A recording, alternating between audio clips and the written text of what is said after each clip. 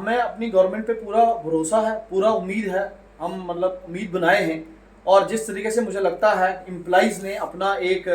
Interest show किया है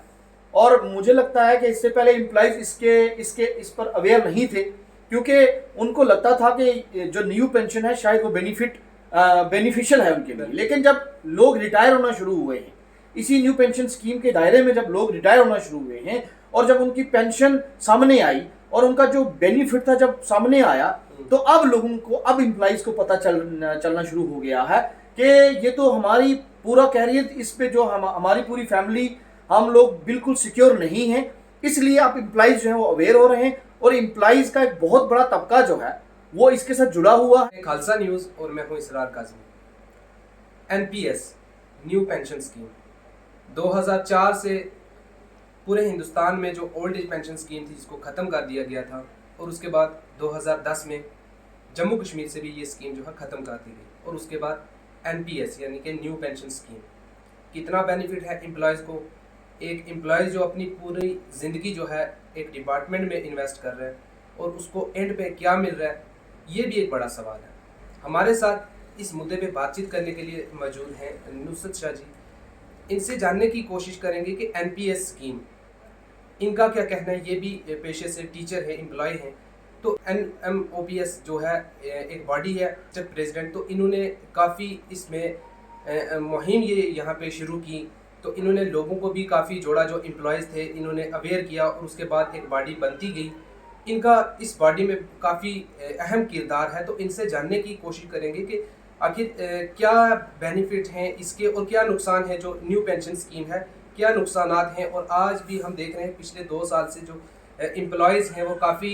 protest भी कर रहे हैं। बहुत बहुत शुक्रिया आपका अपना कीमती समय देने के लिए। बहुत शुक्रिया। आप सबसे पहले तो मैं आपकी पूरी टीम का शुक्रगुजार हूँ कि आपने ये जो एक नेशनल लेवल का जो इशू सिस्टम बना हुआ है, जिसमें हमारी एनएमओपीएस जो national movement for old pension scheme जो थ्रू आउट इंडिया, जिसके नेशनल प्रेसिडेंट जो हैं वो विजय कुमार बंधु जी हैं, आप देख रहे हैं, जो लीड कर रहे हैं इसको नेशनल लेवल पे। और डिस्ट्रिक्ट यहाँ हमारे यूटी में अशरफ शेख हैं जो यहाँ यूटी प्रेसिडेंट हैं, और उसी की एक यूनिट पुंछ में जो है जिसको मैं हेड कर रहा हूँ। और ये हमने स्टार्ट की थी आज से 2 साल पहले। यहाँ इसका मतलब इस पार्टी का अनाउंस हुआ था डागमूलो में, और सुनकोट में एक वेलकम पार्टी दिया भी एम्प्लॉइज़ की तरफ से जो हुई थी। और उसके बाद यहाँ डागमूलो पुंछ में जो एक अनाउंसमेंट हुई थी डिस्ट्रिक्ट लेवल बॉडी की, उस पे काम करते हुए आज हम ये बताना चाहेंगे कि हमने बहुत सारी ऑर्गेनाइजेशंस हैं जो इससे पहले नेशनल जो न्यू पेंशन स्कीम पर उनको अवेयर नहीं थे, तो उनके साथ हमने जब एक मीटिंग्स हम टाइम टू टाइम हमने ऑल एम्प्लॉइज़ के साथ, ऑल ऑर्गेनाइजेशंस के साथ हमने जब टाइम टू टाइम मीटिंग्स की और मीटिंग करके उनको हमने रिक्वेस्ट की और उनको बताया कि जो हमारे साथ जो एक बहुत बड़ा जो इनजस्टिस हो रहा है और होने वाला है इन फ्यूचर में, मतलब जो एम्प्लॉइज़ जो इस टाइम सर्व कर रहे हैं,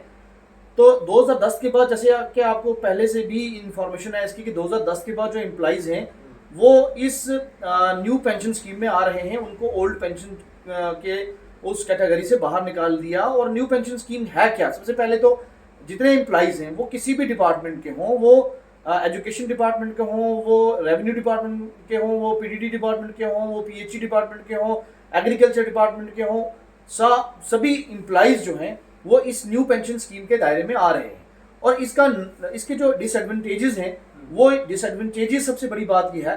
कि मैं बिल्कुल शॉर्टकट बताना चाहूँगा कि हम एक पूरी अपनी लाइफ जो है वो डिपार्टमेंट को या गवर्नमेंट को हम दे रहे हैं। और जब हम ओल्ड एज के उस क्राइटेरिया में जब जाते हैं या उस स्टेज पे जब हम पहुँचते हैं कि जब हम हमारे कैपेसिटी में काम करना हम नहीं कर पाते, उस टाइम जाके हमारा जो ये न्यू पेंशन स्कीम में जो हमें मतलब रखा गया है, उसका हमें कोई गारंटी नहीं है, कोई सिक्योरिटी नहीं है कि जो हमारा पैसा शेयर मार्केट में लग रहा है वो पैसा क्या हमें मिलेगा भी नहीं मिलेगा, उसकी कोई गारंटी नहीं है। क्योंकि हम ऑलरेडी ये जितने मेमोरेंडम हैं ये एलजी महोदय तक हमने पहुंचाए हैं। हमने रिस्पेक्टिव डिप्टी कमिश्नर जो हैं हर डिस्ट्रिक्ट के, वहाँ तक हमने पहुँचाए हैं। और डिविजनल कमिश्नर के पास भी हमारे जो यूटी के प्रेसिडेंट्स हैं और ऑल डिस्ट्रिक्ट्स जो हैं उन्होंने कवर करके ये सारे जो कवर मतलब ये जो मेमोरेंडम है और जो डिमांड्स हैं हमारी एनपीएस को लेके ये हम पहुंचा चुके हैं, लेकिन अभी तक हमें कोई पॉजिटिव इसका फीडबैक जो है वो अभी तक नहीं मिल पा रहा है, और मतलब इसकी कोई रिस्पांस हमें गवर्नमेंट की तरफ से अभी तक नहीं मिल पा रहा है, जिसकी वजह से हमारा जो 30 दिसंबर 2022 को जम्मू में एक पीसफुल प्रोटेस्ट जो है वो यूटी प्रेसिडेंट ने वहां रखा है। और इस माध्यम से मैं ये भी गुजारिश करूंगा जितने एम्प्लॉइज भी हैं कि वो जरूर वहां अपनी शमूलियत दर्ज करें, और गवर्नमेंट को नेक्स्ट प्लान ऑफ एक्शन जो है हमने 30 दिसंबर को ही डिसाइड करना है कि नेक्स्ट जो है हमारे एम्प्लॉइज जो हैं वो किस हद तक जाएंगे अगर हमारी डिमांड जो है वो फुलफिल ना की गई। क्योंकि आपको मैं बताना चाहूंगा एक चीज मैं समझने की कोशिश करूंगा आपसे। हिमाचल में इलेक्शन हुआ, वहाँ पे एम्प्लॉयज जो एसोसिएशन थी उन्होंने अपनी ये डिमांड रखी गवर्नमेंट तक, जो वहाँ अभी गवर्नमेंट बनी है उनके सामने ये डिमांड रखी कि अगर ओल्ड एज पेंशन स्कीम अगर आप हमारी ये डिमांड फिल करते हैं तो हम आपको इलेक्शन में वोट देंगे। और गवर्नमेंट जब जो वहाँ पे सरकार जो अभी बन रही है तो उसने ये माना भी। उसके बाद पंजाब में ये स्कीम जो है old age pension scheme, Jharkhand में या और कई ऐसे राज्य हैं जहाँ पे मिल रही है, राजस्थान में मिल रही है। लेकिन जेएंडके में क्या लगता है आपको कि आने वाले वक्त में ये भाजपा की सरकार जो है इस डिमांड को फुलफिल कर पाएगी? हमें अपनी गवर्नमेंट पे पूरा भरोसा है, पूरा उम्मीद है, हम मतलब उम्मीद बनाए हैं। और जिस तरीके से मुझे लगता है एम्प्लॉइज ने अपना एक इंटरेस्ट शो किया है, और मुझे लगता है कि इससे पहले एम्प्लॉइज इस पर अवेयर नहीं थे, क्योंकि उनको लगता था कि जो न्यू पेंशन है शायद वो बेनिफिशियल है उनके लिए। लेकिन जब लोग रिटायर होना शुरू हुए हैं, इसी न्यू पेंशन स्कीम के दायरे में जब लोग रिटायर होना शुरू हुए हैं और जब उनकी पेंशन सामने आई और उनका जो बेनिफिट था जब सामने आया, तो अब लोगों को, अब एम्प्लॉइज को पता चलना शुरू हो गया है कि ये तो हमारी पूरा कैरियर, इस पे जो हमारी पूरी फैमिली, हम लोग बिल्कुल सिक्योर नहीं हैं। इसलिए अब एम्प्लॉइज जो है वो अवेयर हो रहे हैं, और एम्प्लॉइज का एक बहुत बड़ा तबका जो है वो इसके साथ जुड़ा हुआ है, और वो अपना इंटरेस्ट शो कर रहा है कि हमें जो भी गवर्नमेंट जो है इसको मतलब इम्प्लीमेंट करने में जो हमारी सपोर्ट करेगी, हम उस गवर्नमेंट का शुक्रगुजार रहेंगे और उस गवर्नमेंट के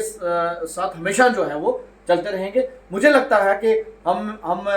डिसअपॉइंटमेंट नहीं होंगे हम, और मुझे यकीन है जो हमारी बीजेपी की गवर्नमेंट है वो हमारी इस डिमांड को फुलफिल करेगी। और जो हमारे एलजी महोदय हैं, मुझे लगता है कि हमारी जेएंडके में वो इस पेंशन स्कीम को स्क्रैप करके, न्यू पेंशन स्कीम को स्क्रैप करके ओल्ड पेंशन स्कीम को वो जरूर लाएंगे, और मुझे इस पर पूरा भरोसा है। जैसे आपने देखा है कि हिमाचल में, जो आप खुद बता रहे हैं कि हिमाचल में जो गवर्नमेंट बनी, उस गवर्नमेंट में बिल्कुल एम्प्लॉइज ने एक इंटरेस्ट शो किया, और इंटरेस्ट शो करने के बाद उन्होंने एक यूनिटी दिखाई, और यूनिटी दिखाने के बाद वहाँ मुझे उम्मीद है कि अब जो ये जो पेंशन स्कीम है ये वहाँ पर ज़रूर लागू होगी, क्योंकि जो हमारे नेशनल प्रेसिडेंट हैं उनके साथ हमारी रेगुलर बात हो रही है, वो भी बता रहे हैं कि जो उन्होंने वहाँ एक मतलब डिमांड्स रखी थी, और एम्प्लॉइज़ के साथ जो उनकी मतलब जो एक मीटिंग हुई थी, और एम्प्लॉइज़ ने एग्जैक्टली वही अपना रोल वहाँ करके दिखाया, और फाइनली मुझे लगता है कि अब वहाँ हिमाचल में भी जो है वो आप देखेंगे विद इन मंथ के वहाँ पर भी जो है वो ये लागू हो जाएगी। इसी तरीके से आपने देखा पंजाब में भी एम्प्लॉइज़ का एक इंटरेस्ट था, और एम्प्लॉइज़ ने वहाँ पर भी इसको मतलब वहाँ पर भी लागू हो गई है। बहुत सारी स्टेट में आप देखें वहाँ पर जो है ओल्ड पेंशन स्कीम जो है वो रिस्टोर हो गई है, और हमें भी अब उसी के मतलब हमें उम्मीद है कि हमारे जम्मू कश्मीर में भी जो है वो न्यू पेंशन स्कीम को स्क्रैप करके ओल्ड पेंशन स्कीम को जो है वो बहाल किया जाए। अब जैसे सुनने में ये आ रहा है कि 30 दिसंबर को जो एक बड़ी एम्प्लॉय एसोसिएशन है जम्मू जाएगी, प्रेस क्लब, वहाँ पे एक पीसफुल प्रोटेस्ट किया जाएगा इसी चीज़ को, तो से लोग आएंगे, कौन कौन से लोग इस प्रोटेस्ट को ज्वाइन करेंगे? मैं आपको बताना चाहूँ कि अभी ये जो प्रोटेस्ट होने वाला है, पीसफुल प्रोटेस्ट होने वाला है, इसमें सिर्फ रिस्पेक्टिव डिस्ट्रिक्ट हेडक्वार्टर्स के जो मेन चुनिंदा लोग हैं अभी इसमें वही इन्वॉल्व होंगे। अभी हम पूरे एम्प्लॉइज को इसमें इन्वॉल्व नहीं कर रहे, हम अभी सिर्फ सेलेक्टिव लोग जो हैं इसमें आएंगे, अपने अपने डिस्ट्रिक्ट को रिप्रेजेंट करेंगे, और उसमें जो तहसील प्रेसिडेंट लेवल तक जो लोग हैं वो इसमें आएंगे, और नेक्स्ट प्लान ऑफ एक्शन जो है वो वहाँ डिसाइड होगा। और उसके बाद मुझे लगता है कि अगला जो हमारा जो मतलब प्लान ऑफ एक्शन होगा वो वहीं से हम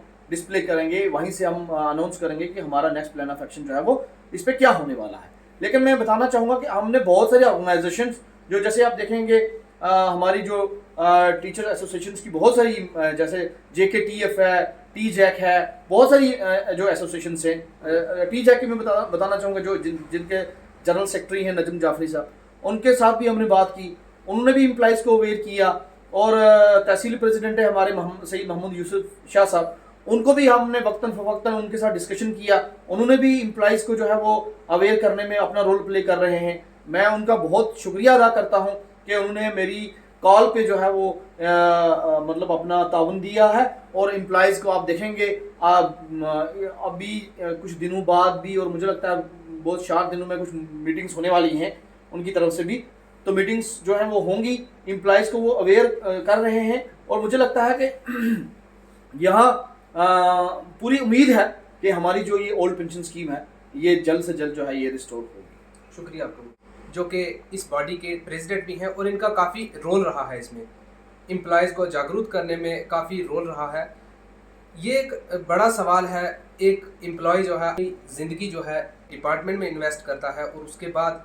जब एंड स्टेज उसकी आ जाती है और उसके बाद उसको पेंशन ही ना मिले, ये भी एक अपने आप में एक दुख की बात है।